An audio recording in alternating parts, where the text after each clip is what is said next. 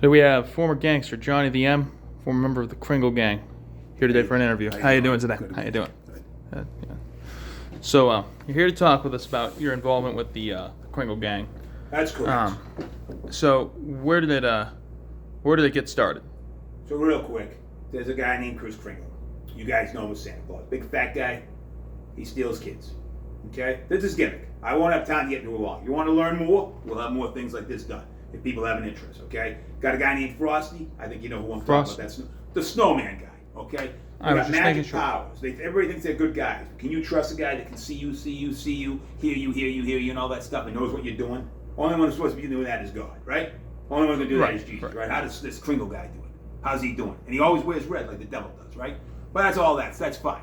So Kringle's kidnapping the kids. He's been doing that for years. You're saying Kringle's kidnapping the kids? Oh yeah, well he has it done. He doesn't hit all the houses, by the way. It's a myth. He doesn't ride around in a fucking sleigh. You believe that shit, you believe anything, right? Now I know what you're thinking. The guy's really real? Well, if people believe there's aliens, there's Bigfoots, there's all kinds of shit. Kringle's real. Now I'm not saying it had nothing to do with that. I'm just saying you guys are talking. Okay, I had nothing to do with anything. I'm just saying this is all hypothetical, of course. This is all hypothetical. But anyways, yeah, everything in life is hypothetical. Everything's an allegory, like that Plato philosopher guy said. Yeah. Point I'm making is this, okay? I got caught up in this and I was, allegedly, okay? I'm not saying anything. I got caught up because I was approached by somebody to fit what we call prospective families and try to get them on the list. You were prospecting. What does that entail? Well, at my level, first, prospective families just mean, hey, we're gonna go to a house and tell you, hey, we're gonna have toys given to you. Well, and a guy like Santa's going to come dressed up. And by the way, all those guys you see dressed up like Santa's, they're all in this too. Okay? They're all those guys are involved in this? Well, think about it. What kind of man would want a 6-year-old boy sitting on his lap? No one. No one. Right? Nobody's going to do that, okay? So you got this Kringle guy. He's been around for 1,000 years. I don't know how he got these powers. I don't know if he was just a demon always or if he was a man who got powers. I don't understand all that occult spiritual stuff. I only understand the E's and the I's and the O's and the U's. I'm a vowel guy, okay? I only understand the basics. Okay, so I get dragged in, I'm doing this thing, next thing I know I'm making money, getting these people to sign things and have somebody come for charity. I think I'm doing good work, right? I think I'm doing the Lord's work, right? I think I'm a hero, right? Like a Robin Hood, right? So, bada beep, boop, beeps, things go on. Things go on, and I gotta meet Frosty, because I'm doing good. You're meeting Frosty. So what was your meeting with? A walking, talking snowman. I meet him in the dark. I ain't gonna say where. And of course, none of this really happened because everything's an allegory, like the Plato guy says, okay? It's just like Plato. It's all, moldy. Anyway, you mold your hands. Anyways, I meet him. Long story short, he tells me, you're prospecting now for real. You're gonna get me to the home. What did you do in your prospecting for Frosty? Like I say, I'm only saying things other people talk, okay? I'm not saying I did anything, okay? But what I would do is I'd bring Frosty to these people's homes, the people we thought were believers, people we thought had no God, had no code, were weak, and we could take advantage of them. And that's what we did. And we get them in there. You get Frosty, they believe it, they think they've seen the miracle. There's a walking, talking snowman with a big carrot and cold, dark eyes. And by the way, when those cold, dark eyes look at you, it's like looking at someone who slid open a baby. Those are those dark eyes. Really? That's Frosty. Really? Point being is, Kringle comes into play because now he gets the kids. We get them believing, right? You get them believing. If they don't believe, Frosty takes care of that. Don't ask me what he does, but that means he takes care of it. He takes care of it? You don't see that family again if they're not prospective. Normally that didn't happen. We'll leave it at that. Correct. Always good to leave things where they are. Sometimes it's better not to find out what's under the bed. I watch those horror movies, people look, I don't understand. So, long story short, that's what's happening. So now you got Kringle being financed, not just by the devil is his main guy, right? Because the devil wants a piece of those souls too. Plus you got Vatican connections, funding money. Vatican connections.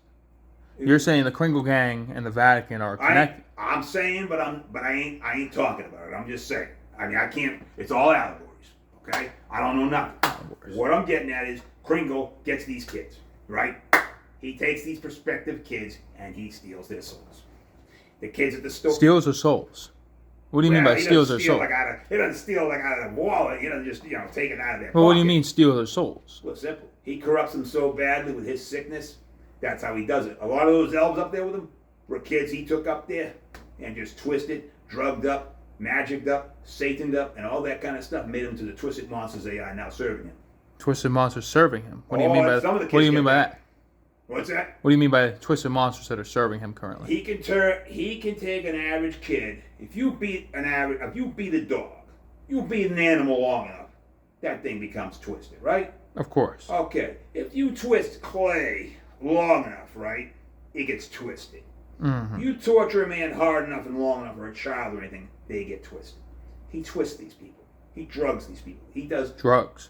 everything up there in that pole. We call it the pole, okay? And I didn't know this was going on, because I don't know anything. But I didn't know this was going on. I thought, okay, whatever. Then I meet Frosty. I'm like, oh my God, here we go. So then I think, well, how bad can it be? Well, when you see what's going on, when you make a trip to the pole, and I can't get into all that now, we'll get into But that. what was the pole like? Yeah. Cold and hard. Cold and hard. That's what it's like. Cold and hard. That's all I can tell you. That's the only way to put it. And you know what I mean? And, you know, like I said, we don't have much time because I don't like to talk too long in one spot. I'm a nervous guy. All I can tell you is this ain't ratting. Okay? Ratting is when you give up a buddy of yours you grew up with. Ratting is when you form for the FBI. Okay? This guy is pure evil. You can't rat on Satan. You can't rat on a guy like Claus, as you guys call him, and you can't rat on the Vaticans and these people involved, okay? You don't. This is not ratting. This is telling the truth. When did you realize that Kringle, Claus, whatever we want to call him, when did you realize that him and Frosty were involved with evil stuff? As soon as I had Frosty and I had that meeting, I thought something was up against my better instincts. I kept going. And then when you see how they're shipping kids up there, shipping kids all around the world, they're tied in with all these organizations, you start to say, wait a second. Okay, when you see Vatican money coming in, you see this one covering it up, and you see a magic snowman, that blew my mind. Mind you, I'm asking you to believe that a magic snowman exists. Okay? But it's not that hard to believe. If you can believe in a Bigfoot, aliens, if you can believe in supernatural powers, why can't a magical snowman exist? However, we have to prep these people for it to make them believe it. That's the whole trick. Why do you think he sees you when you're sleeping? Why do you think he does that? Why do you think they constantly sell you Christmas at Christmas time? Kris Kringle has nothing to do with Christmas. There's not any Bible or any book that'll talk about this Kringle guy. Any Christian book will not talk about this Kringle guy. Right. Even the Muslims and the Jews don't talk about the Kringle guy. Why? Why then is he so important? Why then does he have godlike powers? Why? Are you alleging something that he? Well, I'm alleging his satanic connection. It's an allegory. I'm not saying anything happened or I know anything. It's an allegory. I'm just telling you this is what you're dealing with, pal. I'm here to tell you. That's all. I did what I had to do in the beginning to make a buck. And I mean, I didn't know it was going to happen like that. If I knew anything. What was the final thing? Because, you got into it, you had bad feelings, you said, but what was the thing that made you? Well, the thing that made me? Made you leave, I should say. When you see the lump of coal in a kid's face, no pun intended, when you see that lump of coal in a kid's face, so to speak, to use that, what do you call that, simile or whatever it is, right? I don't know, was it a metaphor or simile? Did I get it? Anyways, when you see that, it hits your heart if you have a heart, okay? And when you start reading that Bible, and you start seeing what this Kringle guy is going against and what he's doing, you realize that's evil out there. You understand me? You understand now he's going against the true way. You understand he's going against that Bible. He's going against Jesus. You understand the evil what he's doing to these children. Because why else would he want children to believe in him? What man or what thing would want children to believe in him, okay? And yet he's not mentioned in the Bible. What guy would want to do that? I don't What entity would want children to let him in there? What person would want to come down a room and see your children? Come down a chimney and see your children? I'm not sure any man. That's, by the way, that ain't how he does it, by the way. How does he do it? We do. It's just like Nielsen ratings were in the day, if they still do them. You just choose prospective families. Frosty comes in. Sometimes Kringle will come in. He'll come into these houses and he'll just take just take the kids right out of the house. Take the kids? What do you mean take the kids? Gets the parents to go along with it. Once they sing Kringle, they think they've seen like they think they've had some kind of special experience. It's like even the devil appears in an angel of light. So they see this Frosty guy and they think they've had a special appearance. And the next thing you know, they believe and they give their kids up. And you've got kids being mutated, created, traded, all kinds. We can't get into that now. We're running out of time. I'm telling you, I'm not staying here much longer. I ain't staying here much longer. I got things to do and I can't be on doing all this, okay? So we're going to leave it here. All right, we're going to leave it here. I got to leave it here where it is. Okay. We'll put a period on it, all right? All right, we'll put... Thank you. All right, I got to go. No problem. All right.